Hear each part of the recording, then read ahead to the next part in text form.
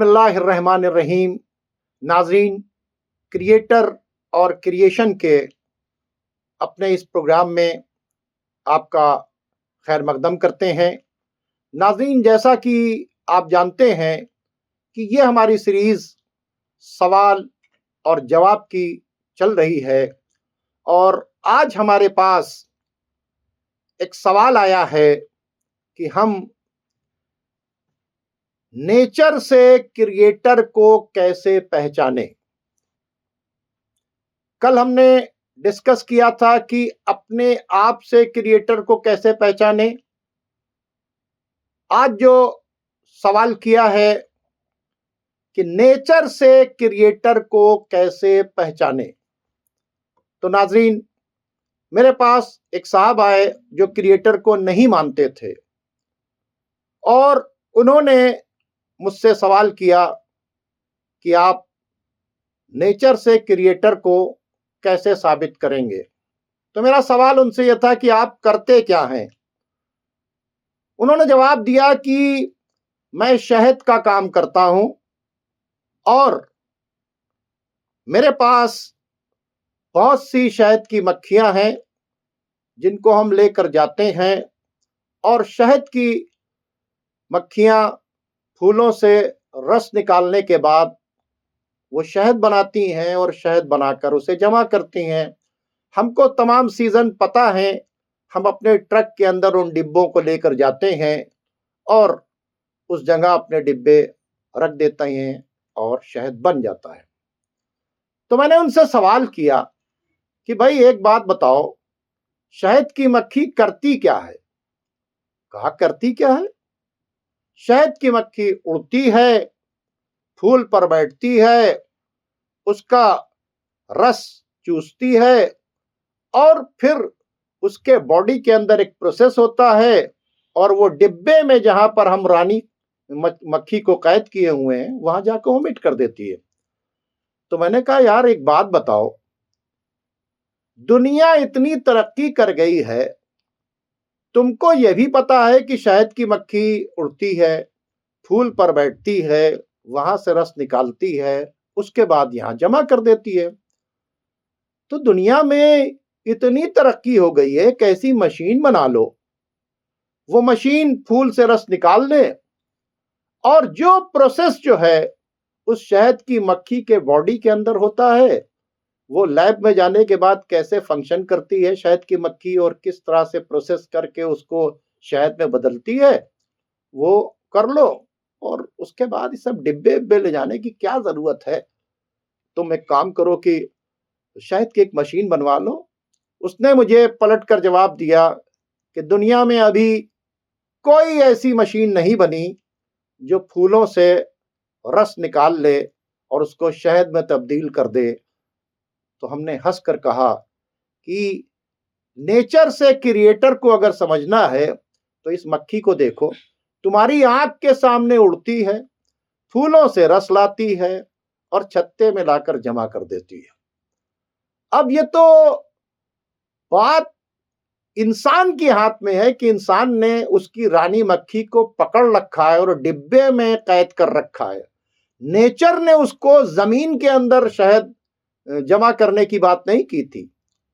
उसके लिए बाकायदा तौर के ऊपर यह है कि आप आजाद मक्खी को देख लीजिए, वो पहाड़ों के ऊपर अपना छत्ता बनाती है, दरख्तों के ऊपर अपना छत्ता बनाती है, ऊंचे कोई मकानात हैं उनके ऊपर छत्ता बनाती है और फिर उसके अंदर शहद जमा करती है।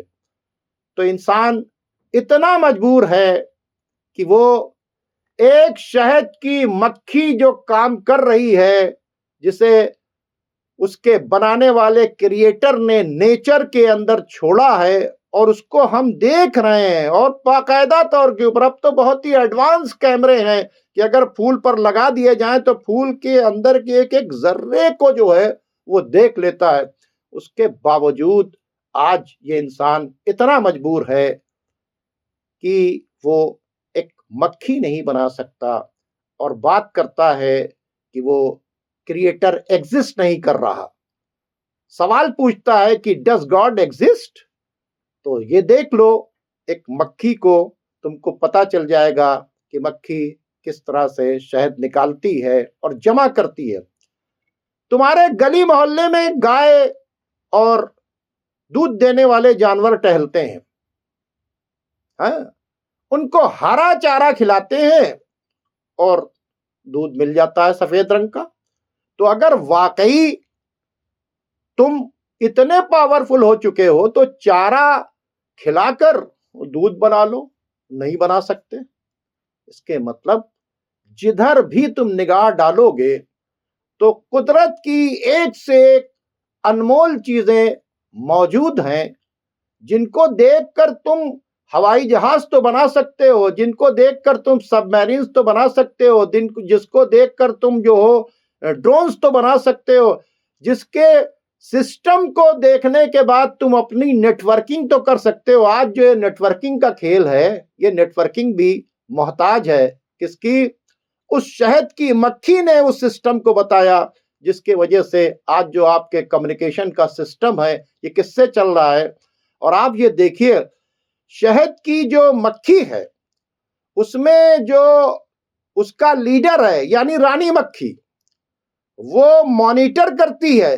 अगर कोई मक्खी गलत शहद लेकर आए जो इंसानों के लिए नुकसानदेह हो तो उसको उसी जगह पर काट दिया जाता है। यानी वो जो रूल कर रही है मक्खियों के ऊपर, वो नहीं चाहती है कि इंसानों की नुकसान का कोई काम किया जाए। और इसी बात को कुरान ने कहा है, रिलीजन ने कहा है कि हमने शहद की मक्खी के ऊपर वही की कि अपने छत्ते को बनाओ पहाड़ों पर, दरख्तों पर, बुलंदियों में, और उसके मुंह से निकलने वाला जो शहद है वो इंसानों के लिए शफा है। बच्चे से लेकर बूढ़ा तक शहद खाता है। अगर गौर करता है कि शहद आता कहां से है तो फिर ये पता चलेगा कि शहद की मक्खियां फूलों का रस निकालकर उसको अपने बॉडी के अंदर प्रोसेस करने के बाद क्या करती हैं कि छत्ते में जमा करती हैं। अब पूछो कि भाई शहद की मक्खी को अगर फूलों का रस न मिलता तो वो जिंदा नहीं रह सकती थी। अब समझ में आया कि फिर फूल किसने बनाया, उसके अंदर रस किसने रखा, फिर शहद की मक्खियों को किसने बनाया। और इस बात को कल मैंने छोटी सी प्रेयर के अंदर समझाया था कि जिसने सूरज चांद बनाया, जिसने तारों को चमकाया, जिसने फूलों को महकाया, जिसने चिड़ियों को चहकाया, जिसने गढ़ी हमारी काया, जिसने सारा जगत बनाया, हम उस ईश्वर के गुण गाएं, उसी के आगे शीश नवाएं। तो क्रिएटर को समझना है। अब बताएं कि एक शहद की मक्खी को कितनी जरूरत पेश आती है। जाहिर सी बातचीत है कि अगर फूल ना हो, दरख्त ना हो, जमीन ना हो, सूरज ना हो, आसमान ना हो, तो जब वो दरख्त ही नहीं होगा तो रस कहां से निकालेगी? पेड़ नहीं होगा, फूल नहीं होंगे तो रस कहां से निकालेगी? इसके मतलब कल जो मैंने कहा था, आज भी मैं उसी बात को रिपीट करूंगा। काश ये मेरी बात एक एक इंसान तक पहुंच जाए कि ये जो पूरी यूनिवर्स कंपोजिशन ऑफ एटम और एनर्जी है, जो कुछ आप देख रहे हैं, और एनर्जी बगैर जनरेटर और क्रिएटर के जनरेट और क्रिएट नहीं होती। मैं उन अतीत से कहता हूं जो कहते हैं कुछ नहीं, एक बिग बैंग हुआ। मैं बार बार इसको रिपीट कर रहा हूं ताकि जहन के अंदर बैठ जाए कि वो जो तुम बिग बैंग के बाद की बात करते हो, हम बिग बैंग से पहले की बातचीत करते हैं। हम सवाल ये उठाते हैं बिग बैंग किसमें हुआ?